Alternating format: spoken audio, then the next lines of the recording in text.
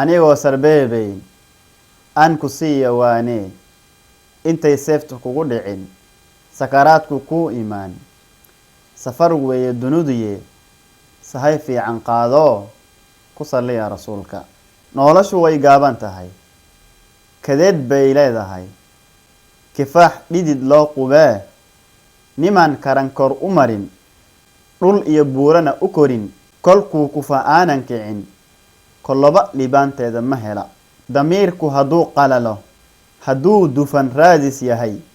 daliilka hortiisa yaal waxaa kaga beegan daah halgan weeye noloshuye hadal laguma gaaree horay u soco itaalka hayaankaaga dheeree hiigso meel sarrayso